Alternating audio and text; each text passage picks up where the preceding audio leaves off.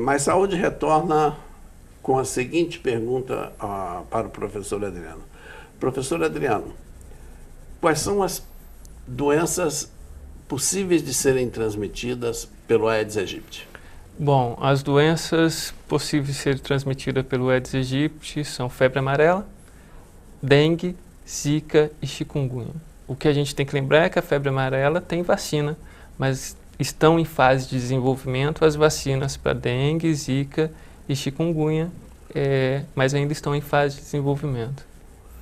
Perfeito. Existe a possibilidade, pelo mecanismo imunológico da síndrome do choque da dengue, de que a vacinação em massa contra a dengue venha causar efeitos indesejáveis nas infestações por zika e por chikungunya?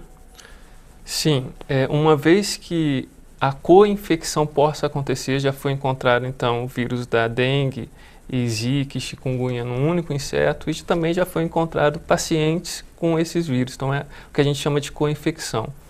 E no caso da imunopatogenicidade, quando uma pessoa está imune a um certo sorotipo do vírus, mas, por exemplo, o vírus 1 da dengue, mas no decorrer do tempo ela adquire um outro sorotipo do vírus, então sorotipo 2, por exemplo, ela pode ter quadros de dengue hemorrágica mais severos e mais complicados. É o que a gente chama de imunopatogenia da dengue.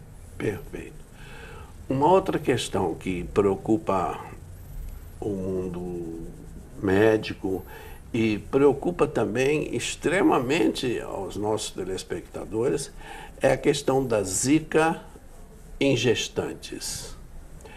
Já se sabe e já não se discute mais a zika como uma das causas da epidemia de hidrocefalia que afetou milhares de crianças brasileiras no Nordeste, com sequelas possíveis de serem tratadas, possíveis de serem minoradas, mas que certamente impedirá essa família de ter uma vida normal e essa criança de ter uma vida normal, em função da gravidade da hidrocefalia.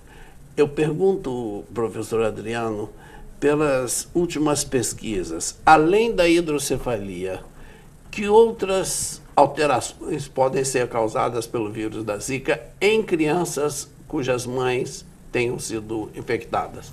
A microcefalia já está comprovada. Então, gestantes infectadas com o vírus da zika passa o vírus para o feto que nasce com microcefalia, desenvolve a microcefalia.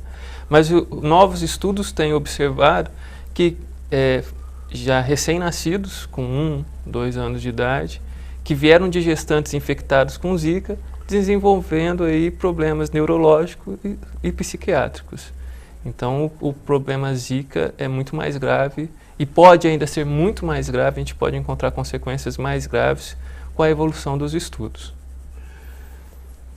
Isso faz pensar que nós estejamos diante de um quadro epidemiológico de extrema gravidade, porque a zika é capaz de afetar gerações.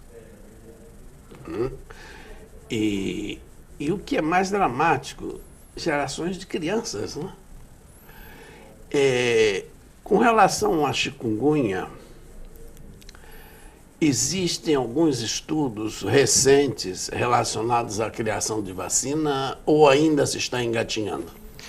Existem vários estudos, muito financiamento para o desenvolvimento de vacinas, mas ainda eu acho que nós estamos engatinhando. Principalmente pelo problema da co-infecção. Não se sabe se uma pessoa vacinada, se ela tiver um contato com um outro sorotipo do vírus, o que ela vai desenvolver? Então, é o problema da co-infecção que pode ser muito mais grave. Então, acho que ainda a gente está engateando. Isso nos autoriza, Adriano, a dizer que, até o presente momento, a preocupação do governo deveria ser o controle ou eliminação do Aedes aegypti? Com certeza. Acho que a preocupação não só do governo, mas da população em geral, é o controle, a diminuição da população do mosquito Aedes aegypti. Nós temos no planeta 2 sistemas de abastecimento de água. Um sistema de abastecimento de água, que é o que existe nos Estados Unidos, no Canadá e na Europa, particularmente na Europa clássica, né, na Europa melhor poder econômico, que é o sistema de abastecimento de água em marcha, ou o sistema de abastecimento de água por pressão contínua. O que isso significa? Significa que a qualquer hora do dia que você abre a torneira, você tem água vinda da estação de tratamento de água para a sua casa. Enquanto que o sistema de abastecimento de água no Brasil é chamado de pressão intermitente, ou seja, você tem uma pressão de água muito grande à noite, consequentemente, enche as caixas d'água ou os depósitos para usar essa água durante o dia. Essa seria uma das principais causas porque nós já vamos para 4 décadas de infestação de Aedes aegypti, com toda essa dramaticidade que a população está vivendo com relação à zika, com relação à chikungunya, que é super invalidante, com relação à dengue também, de ainda termos os níveis de infestação de Aedes aegypti em ascensão, ou seja, cada dia mais municípios infestados, ao invés de estarmos diminuindo o número de municípios infestados? É muito ruim pensar que a população ainda tem que reservar água, né? Então, tem gente que ainda tem que guardar água em barril, não só na caixa d'água, mas em barril para se ter água para utilizar para alimento, para banho, para dar para as crianças. E isso já é muito ruim. Mas ainda a população tem que reservar água em caixa d'água. Essa água não tem a pressão contínua, como o senhor falou. E isso é sim uma preocupação, porque se torna criadouros de mosquitos se essa caixa d'água não estiver bem vedada, se essa água estiver exposta ao ambiente, o mosquito pode ovipositar, colocar ovos ali e se tornar um criadouro de mosquito.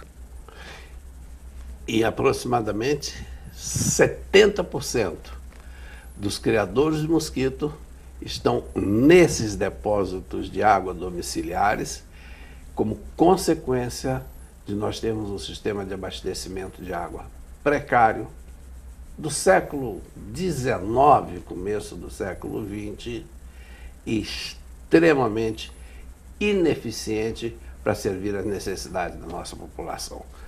Terminamos aqui o nosso segundo bloco e voltamos em seguida com mais saúde, o programa de saúde da Terceira Via. Fique conosco que o professor Adriano vai nos mostrar larvas, adultos e armadilhas para Aedes aegypti.